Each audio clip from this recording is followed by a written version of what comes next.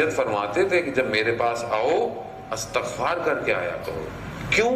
کیونکہ آقا بہجت کو اصلی شکلیں نظر آتی تھی.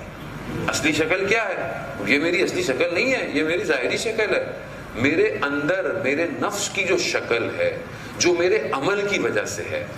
اگر میرا عمل اچھا ہے تو اچھی شکل ہے، اور اگر میرا عمل برا ہے تو میری شکل مختلف جانوروں کی شکلوں میں ہے. جتنا بدتر عمل خدا نہ خواستہ اتنا بدترین جانور ہوں میں، اور جتنا بہتر ہوں گا اتنی شکل میری بہتر ہے. تو اس لیے فرماتے تھے کہ جب میرے پاس آؤ تو استغفار کر کر آیا کرو. کیوں؟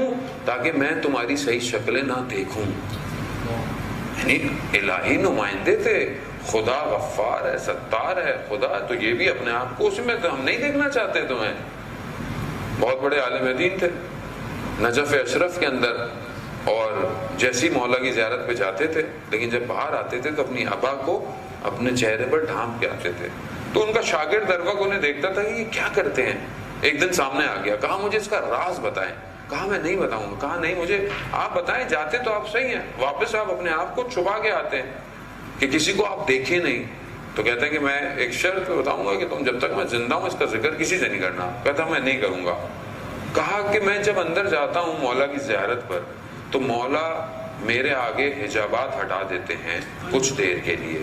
تو میں جب باہر نکلتا ہوں تو مجھے لوگوں کی اصلی شکلیں نظر آتی ہیں، لیکن یہ دیر عمل تھوڑی دیر کا ہوتا ہے. تو میں نہیں چاہتا کہ جب یہ کم ہو جائے تو میں دوسرے لوگوں کو ویسے ہی دیکھوں جیسے وہ اصلی ہیں. تو میں نہیں چاہتا، اس لیے میں یہ ابا کو ڈھانپ کر آتا ہوں. یہ اولیاء خدا ایسے تھے عزیزان محترم. ہم آج بڑے آرام سے بیٹھے ہوئے ڈرائنگ روم میں مجتہدوں پہ انگلیاں اٹھاتے ہیں کہ یہ کیا کہہ دیا، وہ کیا کہہ دیا. ہمیں تو دیوار کے ادھر نظر نہیں آتا. ہم تو فون پہ کسی سے بات کریں 2-4 دن بعد 10 دن بعد اس کی آواز نہیں پہچانتے. یہ دیوار کے ادھر نہیں، یہ تو ہمارے آخرت تک کے معاملات کو دیکھ لیتے تھے. کیوں؟ کیونکہ یہ اس گھرانے کے نوکر ہیں. انہوں نے جو پایا ہے انہی ذریعوں، انہی حرموں کے سجدے شجوجوں سے پایا ہے. ہم نے خود اپنی آنکھوں سے دیکھا. آیت اللہ مصباح یزدی اتنے بڑے دنیا کے اس ٹائم بڑے فلاسفر میں سے ہیں. میں نے حضرت معصومہ سلام اللہ علیہ درود بھیج دے محمد وعلی محمد صلی اللہ محمد. نے ان کی ذریعے کے سامنے انہیں ایسے دیکھا جیسے کوئی بچہ اپنی ماں کے سامنے کھڑا ہوتا ہے، کیسے گریہ کر رہا ہوتا ہے. یہی در